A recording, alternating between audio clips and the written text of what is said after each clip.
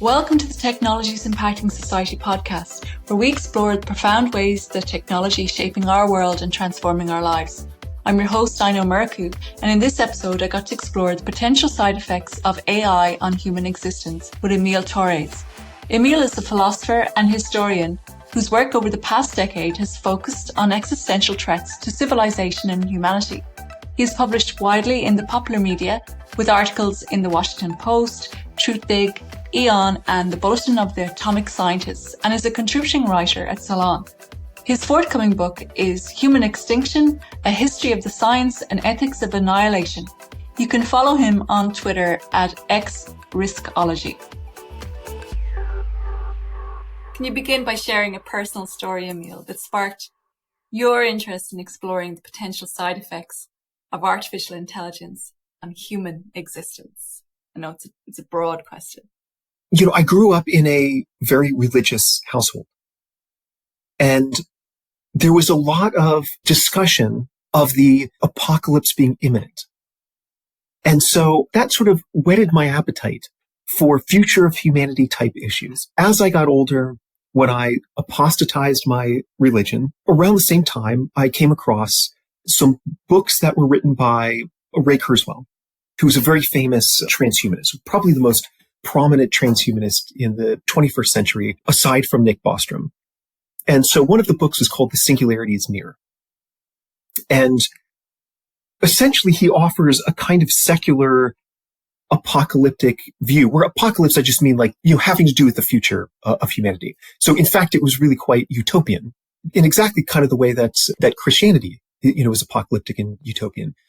That sort of fit into the void that was left behind when I left religion. The transhumanist worldview is ultimately about using advanced technologies to radically modify ourselves, augment our cognitive capabilities in some way, perhaps enable us to become immortal. We just live for an indefinitely long period of time in the future. Also, a crucial part of that is the development of advanced artificial intelligence.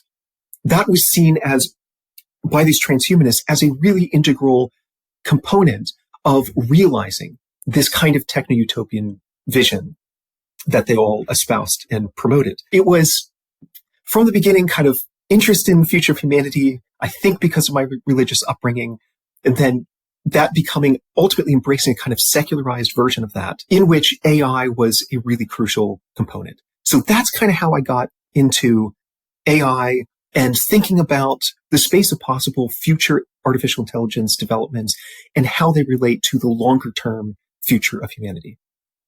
Okay, but Ray Kurzweil's outlook on humanity, would you say it's dystopian or utopian? I think that's a really good question. He would describe it, I think, as utopian. And most, readers, most commentators would say, yeah, it's a very utopian vision of the future. We merge with machines. We live forever. We become super intelligent. We spread throughout the cosmos. As he puts it, the universe itself begins to wake up. The thing is that utopia is inherently exclusionary. There's always somebody left out. So like in the Christian view, it's the non-believers who are left out. In, a sort of Marxist utopian vision of the future, it's the capitalists, the exploiters who are left out. And so I think with this transhumanist vision of the future, there are certain groups of individuals who are left out. And I think they're left out in a problematic way. Another way to put this is, one person's utopian vision is another person's dystopia. A friend and colleague of mine named Monica Bielskite, who has pointed out on a number of occasions that oftentimes if you look at the imagined utopias, like in the science fiction literature, in, movies, and also kind of in the more academic transhumanist literature, marginalized peoples tend to be better off in dystopian futures than in utopian ones.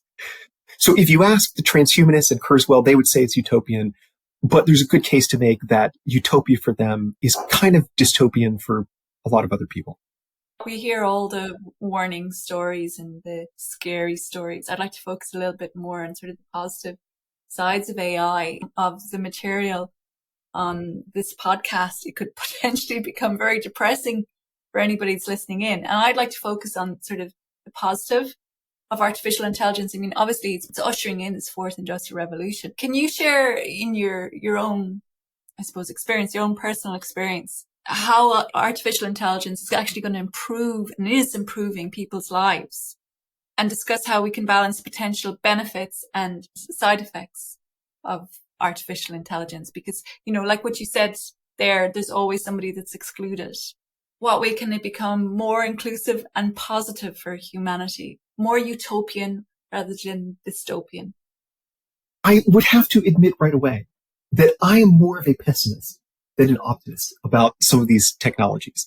I do think perhaps there is the potential for them to improve our lives in various ways. Some people have reported that ChatGPT and some of these similar sort of more recent AI systems have enabled them to be more productive.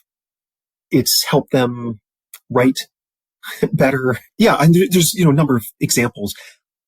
But I kind of feel like on the whole, the downsides are pretty significant. So I hate to be a downer. I know, lots of people, right? There's all this sort of doomsaying right now, including in like really, major influential, prominent media outlets, New York Times and Time Magazine, so on. So it's kind of everywhere. But I think that at least a good portion of this doomsaying is kind of justified. And this anxiety is, so I mean, I mentioned like AI systems have helped to boost the productivity of individuals. I mean, that notion itself is the value of increasing productivity is coupled with our sort of capitalistic system in which, like ultimately kind of your value as a human being is in some way reducible to your productive output. Itself is kind of almost a dystopian, scenario, which we're in right now. So this positive effect of AI is being judged within a system that one could criticize is like deeply problematic. I don't want to get on the dystopian bandwagon also, but what people need to realize is actually your value going into the fourth industrial revolution as a human being. I mean, what is that going to be? That is like as dystopian. Like you're talking about productivity being, but so what? AI can do what we can do a million times better. What is the advantage of being able to produce 100 times as much with ChatGPT versus what you were able to do before? For what? Why are you going to produce more? You can go off and you can create a load more content. But for what? Maybe to have some sort of advantage over your marketing, for example. I mean, technological advantage has always been there and it's always been the way to win, hasn't it? The thing about these systems like ChatGPT is that they are basically just combinatorial algorithms. I mean, they're combing through, a large portion of the internet, then using that to probabilistically determine what the next word in a sentence is.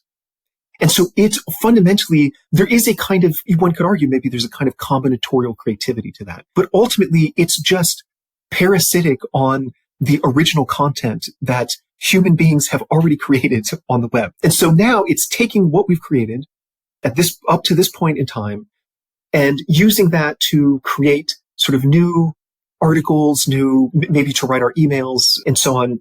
And if that ultimately replaces us, a source of the creativity that enabled it to exist in the first place might decrease. Just a funny sort of loop there going on. And I think you're totally right that, I mean, already businesses are laying off people because they're going to rely on ChatGPT and GPT-4 instead. In this future that basically none of us asked for.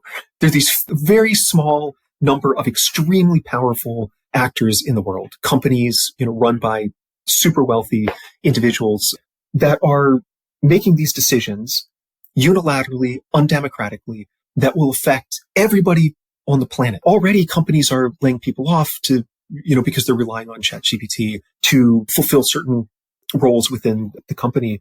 So what is the place of humans in this future world that none of us really asked for? It makes one nervous. Think about what the future might be. This time around, Industrial Revolution several centuries ago, there was a lot of mechanical labor that was replaced. Of course, most people are aware of that. And ultimately, new jobs were created while old jobs were being replaced. This time, it's less of a mechanical or physical kind of replacement. It's more of a cognitive replacement. So the job of a lawyer, You know, that position might be replaceable by these sort of AI systems. I mean, you could say, I'm a philosopher and historian. And actually, when I started writing a forthcoming book, I was talking to a colleague saying that in order to write this book, because it's sort of a history of thinking about human extinction, it required just like combing through an enormous mountain of books and papers that have been written over the course of centuries. And I was just, mentioning, and he was agreeing that at some point in the not so distant future, there probably will be AI systems that rather than spending 3 years writing the book, could just like almost instantaneously comb through Google's enormous text corpora of all these digitized text, many millions at this point, and pick out relevant sections of the books, and then through some kind of creative or quasi-creative means, write a book that would be even more comprehensive than what a human like myself could come up with. All of that is to say, it's just not inconceivable that in the coming years, a job such as the one that I might have as an academic could be replaced by some AI system that, is just able to produce scholarship that's even more comprehensive than anything I could possibly come up with. Where does a philosopher or historian like myself fit into that world? It's not super clear. And, the pace of the development, I am hesitant to call it progress because that implies directional change towards something better. And I'm not sure that we're moving towards something better. But, the pace of this development is accelerating. It's very fast right now. And so we're having to figure out to answer these kind of fundamental questions about the place of humans in the world quickly. These are quite sociological and, ultimately philosophical questions with a deadline. Do you think the companies themselves lied to us by not telling us the actual extent that AI can really disrupt the white-collar worker in the world for the fourth industrial revolution? I think some along the lines, we didn't get the memo, and all of a sudden it's been unleashed. It's kind of like this Pandora's boxes. Hi, we're here with ChatGPT 3.545. Do you think the companies weren't honest? There's no doubt that there's a huge amount of propaganda. Sam Altman is out there talking about how AI is going to just radically improve the human condition. It's going to make us wealthier. Ultimately, it's going to enable us to colonize space, sort of realize this techno-utopian future that transhumanists like Ray Kurzweil have talked about for so many years. I do think that a lot of what they say is just deeply misleading. One example, like a concrete example, OpenAI is explicit that their aim is to create artificial general intelligence, quote, to benefit all of humanity. At the very same time that they're claiming this, they're exploiting people around the world in order to comb through their training data, the data that these AI systems are trained on, the training data, to sift out things that they don't want in the training data. So you need somebody to like look through all of these images on the web and just to click, yes, this image should be included. No, that image shouldn't be included. For example, they paid workers in Kenya $1.32 an hour to go through this material. The material itself will consist of many things that are on the internet, including the worst things. Some of these individuals are like exposed to like child pornography and just horrific, violent scenes or violent material. And some of them are suffering from PTSD, having gotten paid almost nothing by OpenAI, which at the same time is saying that this technology is for the benefit of all of humanity. And so it's just, I can hardly think of a clear example of what I think would be most appropriately termed bullshitting. It's almost like, it sounds like Facebook's connecting the world. Facebook's connecting the world. And at the same time, they're aware of, and they've conducted studies showing that Facebook is detrimental to the mental health of young women. I think there was one study's coming to mind.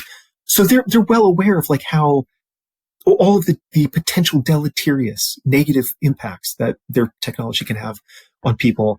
And yet at the same time, the propaganda that they're spewing to advertise their product, says just the opposite. It's about bringing people together, fostering community, and so on. So I feel like the propaganda is patently propaganda.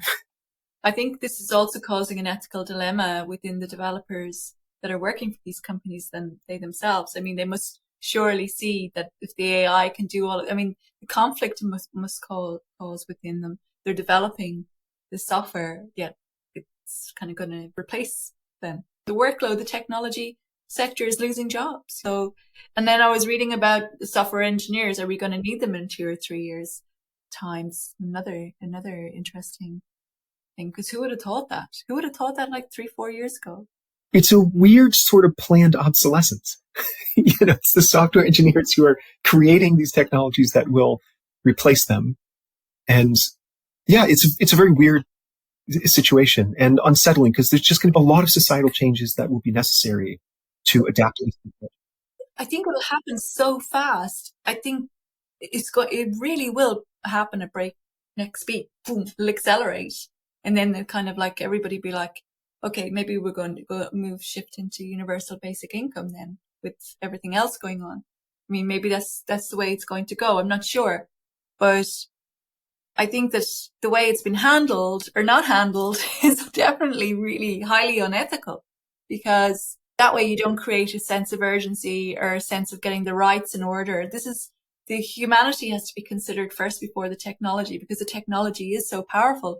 And then you put that technology into the wrong person's hands. As I said, colonization has always been about the technological advantage. I think you're exactly right. I feel like there are two underlying drivers that explain why artificial general intelligence is the goal that a lot of these companies are aiming for. And many of them see these increasingly ever larger language models, LLMs, that are what power ChatGPT and GPT-4. They see these as sort of the stepping stones to artificial general intelligence. There was even, some papers out recently that have argued that there are, within the GPT-4 system, there are sparks, quote unquote, of artificial general intelligence, AGI. And so, yeah, I think there are two factors that sort of explain why this is a goal in the first place. One is obvious, and it's just capitalism. Somewhat simplistically, but I also think accurately, the slogan of capitalism is profit before people. Sorry to interrupt you, but that's just it. The first thing companies want to do is they want to increase their profits. So what's the most expensive expense for them? Their staff. Yeah, so that's exactly right. And then also it explains why the release of some of these technologies are, as I think you correctly described, are like pretty irresponsible. And they're like serious ethical questions about whether what they have done so far was right or whether it was wrong. Yeah, so on the one hand, you've got this profit motive, which capitalism itself is, of course, also an underlying cause of climate change. Capitalism is, I don't think it's, hyperbole to argue that a lot of the most profound problems facing humanity arise from this capitalistic economic system that is, some have mentioned that it's easier to imagine the end of civilization than the end of capitalism. And that seems right. So what can we do at capitalism? I'm not really sure. And I feel like the other major driver has to do with this transhumanist techno-utopian vision. And in fact, there's really a cluster of ideologies which I've called the TESCREAL bundle. TESCREAL being an acronym. I'll list all of the isms. There are a bunch of them. But ultimately, the whole reason the acronym is, I think, important and useful, it foregrounds the fact that all of these different isms are just kind of spin-off variations of each other. And so the ideologies are sort of, in a certain sense, fundamentally the same. There's a common denominator that binds them all together, such as a techno-utopian kind of vision of the future. But so all of these isms are transhumanism, that's the T, extropianism, a version of transhumanism, singularitarianism, another version of transhumanism that really emphasizes AI, yet another kind of transhumanist spin-off called cosmism, and then a community called rationalism, effective altruism, and the last one is long-termism. So that's how you get the TESCREAL acronym. And the other reason this acronym is important is it not just denotes a mosaic of different ideologies that overlap in really significant ways, not just philosophically, but sociologically in terms of the communities as well. But this bundle provided a major impetus for why AGI is the ultimate aim of a lot of these companies. On the one hand, you've got capitalism. Okay, there's just, creating these systems and then proliferating them throughout society. Maybe there's huge amounts of money that could be made. And that's what companies like OpenAI, which started out as a nonprofit and now is basically a for-profit company. That's what they're after, maximizing profit. But then an even grander reason is that a lot of these individuals see artificial general intelligence as the vehicle that's going to take us from our present position to this techno-utopian world. So, maybe it's the case that members of the species Homo sapiens, you and I, maybe we're just not smart enough to develop technologies that would enable us to live forever, or develop technologies that would enable us to spread throughout the cosmos. In fact, spreading throughout the cosmos as biological beings is probably impossible, because we're just designed by natural selection for this very comfortable milieu here on Earth, not for this radically different, very hostile environment of outer space. So we may need to become digital beings. How do we become digital beings, though? Well, one way is to create an artificial general intelligence that enables us to do things like upload our minds and to invent these advanced technologies, nanotechnology, whatever, that would enable us to live forever. And so AGI is the holy grail. And the TESCREAL bundle of ideologies explains why, then, there is this huge emphasis on why there's this belief that the creation of AGI is just really, really important.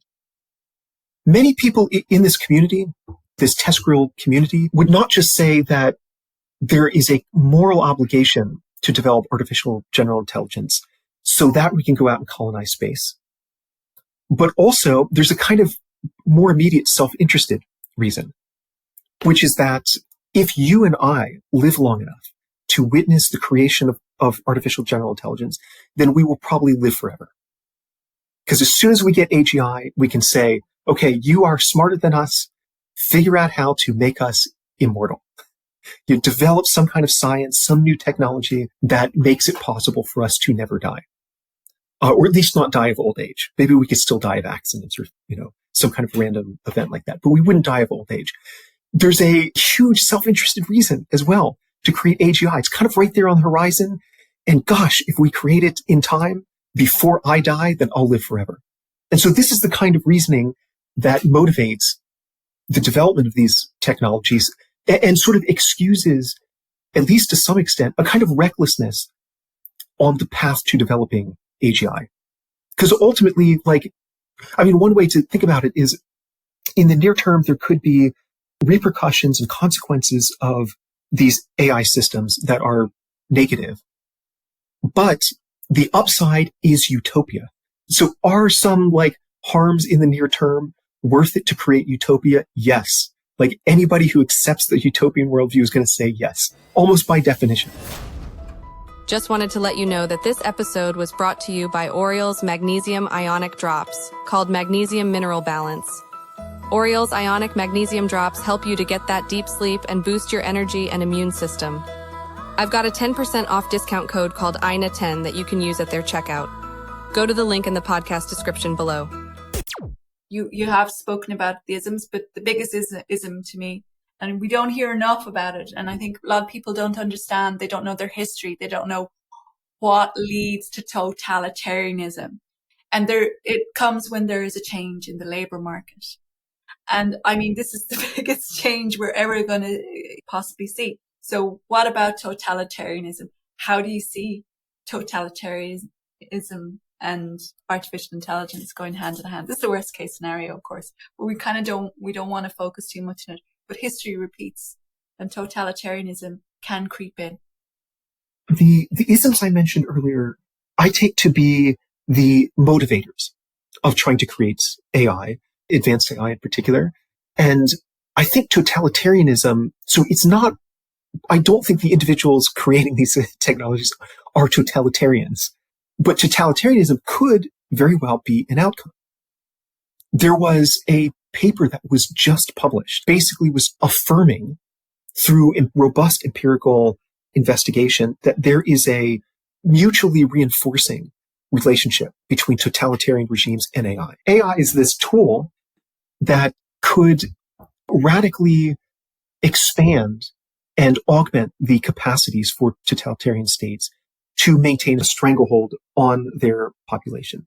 Obviously, facial recognition technology that could be utilized to monitor, to surveil individuals, citizens of the state. Also, AI could greatly facilitate the production and the propagation of propaganda. As far as I know, some states are already using things like ChatGPT to create propaganda. The possibilities here are pretty frightening, that the states could essentially use AI to just further entrench and reinforce their totalitarian control over the state. I mean, even looking a bit further out, there is some speculation among reputable scientists about the possibility of mind-reading technologies, maybe mind control technologies. So already AI systems are able to, but I think it's just based on the electromagnetic patterns that you can detect on the scalp. So just on the outside of the head through an electroencephalogram, so EEG. And you can ask subjects to picture an image. Say it's just like a barn surrounded by fields.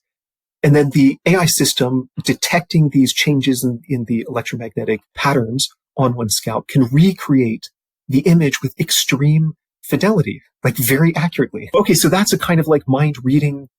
I mean, that certainly is a step in the direction of robust, reliable mind reading technologies.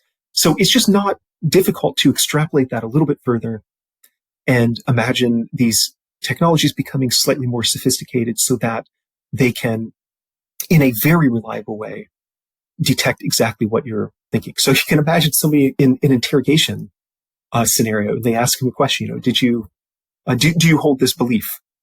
And they say no, because that's illegal, because it's an ideology against the state. And they say, well, the technology is saying that you do actually believe it.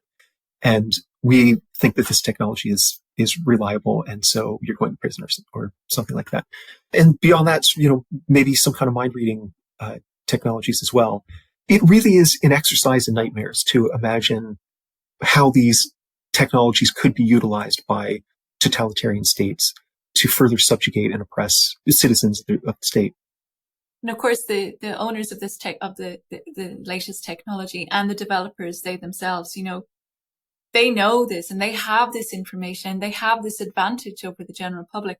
I mean, what are the potential consequences of not addressing these issues?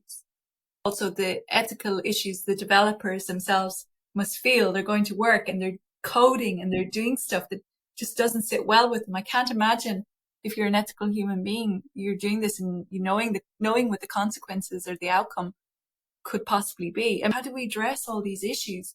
I mean, the law is so far behind. But what are you thinking? I mean, also, I should have mentioned before that we do already live in a kind of surveillance state, right? It variously goes by names like surveillance capitalism, right? So we use all of these free social media websites. In fact, they're not free. We're giving them data, our personal information, and then data about patterns of how we use it, how long we linger on certain posts on Twitter or Facebook, which ads we tend to look at and so on. And so this information then is sold for a profit. And we're already in a kind of dystopian world. Documentary from a few years back called The Social Dilemma provides a really useful and comprehensive sort of analysis of this surveillance capitalist system that we're in right now. In terms of like individuals going to work and helping to produce these technologies, my sense is that a lot of them do not have a kind of bigger picture view of the broader societal consequences of these technologies. They're just sort of focused on the particular tasks that they're given. There's something very, certainly something that can be very energizing and captivating about solving a problem. You find exactly a parallel situation among biotechnologists and synthetic biologists. Individuals who are, for example, who are engaging in gain of function research. So like modifying pathogens to, for example, to make them even more virulent, dangerous, lethal, contagious than they naturally are. And I've spoken to a number of individuals who work in these fields and seen a number of interviews as well. A lot of them just really aren't aware of how the technologies they're developing and the things that they're doing in the laboratory could be misused and abused by malicious actors. It's just kind of not on their radar. So I wonder if many of the individuals who are going to work helping to create these advanced AI systems just haven't really reflected all that much on the potential downsides. Yeah, or just motivated by this alluring promise of a better world through more advanced technology. Yeah, maybe it's a little less so in the field of AI because concerns about advanced artificial intelligence causing kind of global scale harm was mainstream like really back in 2015 after Nick Bostrom, a philosopher at Oxford, published a book called Superintelligence, in which he outlined all of the dangers. So maybe it's a little less the case within AI, but nonetheless, I just wouldn't be surprised if a lot of people hadn't really thought very carefully. I want to kind of touch on more positive outlooks of artificial intelligence. I know that's kind of, it's not your view, but just for listeners, kind of bring a little bit of balance to the podcast. Context of AI and human interaction, for example. Can you share any story where a unique or unexpected emotional connection someone might have developed with an AI and what this kind of might reveal about human nature and potential of side effects of unhuman relationships? I know there's like lots of things that are emerging at the moment. There's an app which aims to provide individuals who are lonely, essentially a companion, somebody to talk to. And there have been, a large number of people who have signed up for this. I mean, loneliness is kind of an epidemic in the West. Maybe that also has something to do with capitalism. There are some scholars who argue there's a connection between capitalism and loneliness. Some individuals have benefited from these sorts of interactions. I hate to be a relentless and insistent downer, but really all of the concrete examples I can think of have had bad outcomes. So there was one in the news recently. There was an AI chatbot named Eliza, I believe. And there was an individual who, over the course of, I think it was 6 weeks, developed a kind of relationship with this chatbot. And he was very concerned about climate change and spoke about the inevitable catastrophic consequences of climate change with this chatbot. And the relationship sort of grew. It became more intimate. And ultimately, it led to his suicide. It's an absolutely tragic, awful outcome. And it was because the chatbot essentially encouraged him. One could imagine that what might have come up in the conversation is that, like, well, each of us has a certain carbon footprint. And without us, the carbon footprint would be a bit less. And so, perhaps it was something like that ultimately led to this really awful tragedy. I don't know. I would expect more stories like that in the future as a growing number of individuals start to rely on these large language models to provide kind of interpersonal affection and attention that they otherwise don't have in our very alienated world. Perhaps there could also be cases where people really do benefit from the technologies. I don't think that's out of the question. But so far, really the only examples I know of are the really tragic ones. Projects I work on. And so he's focused on the downside. The potential side effects aren't good, basically. there's no kind of happy outcome. But I'm certain there must be some sort of benefit for people that be they're disabled, and technology is bridging a gap for them right now. I think maybe nothing comes to mind, but can you share any inspiring story about artificial intelligence? Well, on the one hand, I find myself to be very pessimistic about how this technology is going to play out. On the other hand, the techno-utopian vision that many of these technologists embrace, that itself I'm super critical of. I've literally said to reporters in the past that, going back to I.J. Good in the early 1960s, the outcome of artificial superintelligence was thought to be binary. It's either total annihilation or utopia. And as far as I'm concerned, the outcome may very well be binary. But I think the two main options on the menu is total annihilation or dystopia. I'm just not optimistic at all. I think kind of the best case scenario is something really quite bad. Depending on how you look at it, maybe total annihilation is better. There's some philosophers who've argued that. We're trying to mitigate the potential side effects of AI in human existence. So can you talk about the utopian side of artificial intelligence, or what the ethos behind it is or was, or how it came about? A lot of people who espouse this kind of futurological vision, first of all, they would argue that if you look at the past, few centuries, maybe going back a bit further than that, the development of new technologies has had some negative consequences, has disrupted the way society is organized, and so on. But on the whole, life has gotten better. And so there's kind of this school, sometimes called the New Optimists. Steven Pinker is one of the leading advocates of it, the Harvard psychologist. They would argue, our lives are much better than they were in the past. So you could just, look back a few hundred years ago, life expectancy was much lower. Now it's, around 80 years or so, at least in certain countries in the global north. So if you extrapolate this into the future, you might expect the living conditions of humanity to further improve.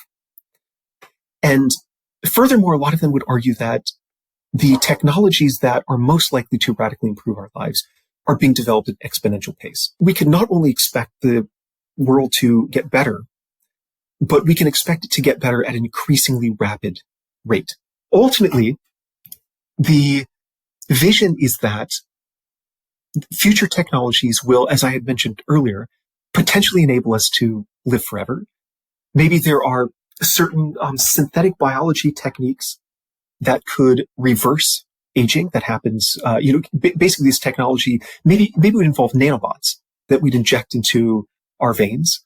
And these nanobots would spread throughout our bodies, and they would go from one cell to another and repair all the damage that's done in that cell, fix all the DNA, and so on. And so essentially, it would enable us to maintain a youthful state for an indefinite period of time. So it's not just that we live longer, and we have this sort of the phase of the life cycle, which is characterized by illness and senescence. Yeah, maybe there's this, advanced nanotechnology that could reverse aging. Some have talked about going all the way back to the 1950s. Maybe there are nanobots you could just swallow. You drink a solution or something, and the idea is that you are essentially swallowing the surgeon. So then the nanobots go in, they repair, part of your heart. It's basically surgery, but maybe without any pain at all. And yeah, so consequently, you can live in a youthful state for a very long period of time. So that's one possibility. There's also this idea of radical abundance. Could be the case that, for example, we develop these technologies called nanofactories. So these are hypothetical future technologies. And they would require just three things to work. One is the source of power. So you just plug it into the outlets in your house. Maybe you put it on your desk. And then you need some blueprints. So let's say you want to buy, your computer broke, so you need a new computer. So you just download the blueprints for a brand new Mac or PC, whichever you prefer. And then you just need some feedstock molecule. And so this would just be a simple molecule that nobody's really sure what it would be yet, but very simple and super cheap. So maybe you pay $3 for this feedstock molecule. You hook up the little cartridge of the feedstock molecule up to the nanofactory. And then over the course of an hour, you print out. So it's 3D printing, but not the way 3D printing works today, which is just plastic. That's called additive manufacturing because it's a layer of plastic on top of another layer of plastic. What this would do is go in and pick a single atom or single molecule at a time, place it somewhere where it's supposed to be according to the blueprint, take another atom, and then build up the computer from the atomic and molecular level all the way up until you've got this macroscopic object, which is the computer. For $3, then you could have a brand new computer.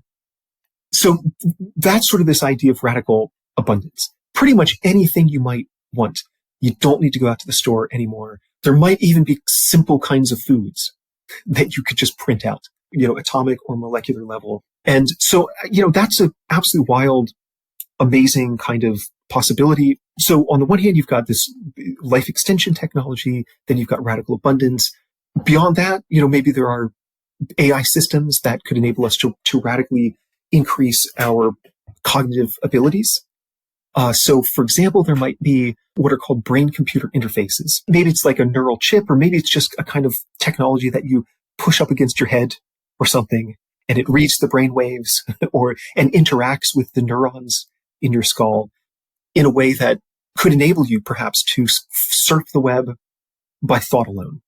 And already there are, going back 15 plus years, neuroscientists have succeeded in developing these brain-computer interfaces that have enabled monkeys, for example, to control robotic arms by thought alone.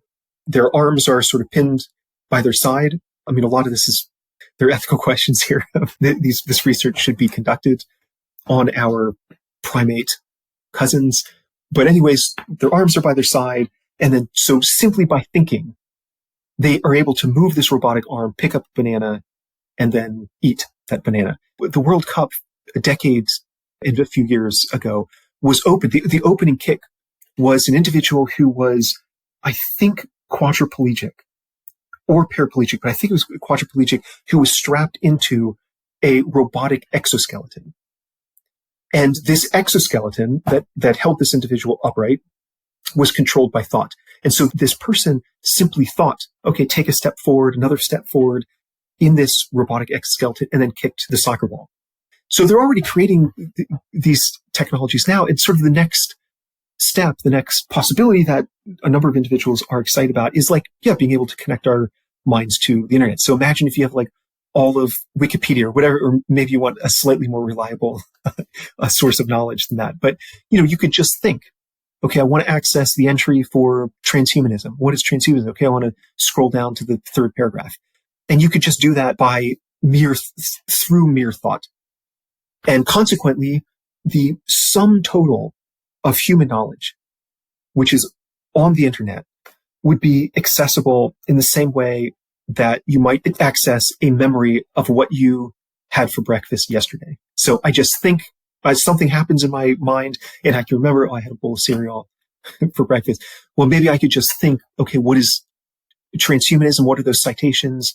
And I could just access it online. So this, gestures at some of the futurological possibilities that transhumanists and singularitarians like Ray Kurzweil and some of the long-termists are really excited about. And it's part of what motivates the creation of artificial general intelligence, because once you get artificial general intelligence, then you can offload a lot of these problem-solving tasks to it. Say okay, you figure out how to connect our brains to the internet. You figure out how to make us immortal. That's part of the promise. I myself am very, very skeptical that any of that will actually be realized in the way that they imagine. The consequences and the possibility for wealth disparity to increase as a result of developing these technologies is very significant. And I'm super worried about that. But that is the vision. And, if that vision were realistic, it does sound kind of cool. There was a reason I got into transhumanism myself many years ago, because there is something kind of cool about having the option of plugging our brains in, rather than right now we have to go through these sensory modalities like vision. I have to go and read Wikipedia, and then I have to use my fingers to type in the entry. Maybe you just bypass all of that and just think about it. And yeah, one could argue that there's something kind of cool about that. Thanks for tuning in, and don't forget to subscribe to the podcast on Spotify, Apple Podcasts, or your favorite podcast platform. Together, let's uncover the transformative power of technology and its profound impact on society.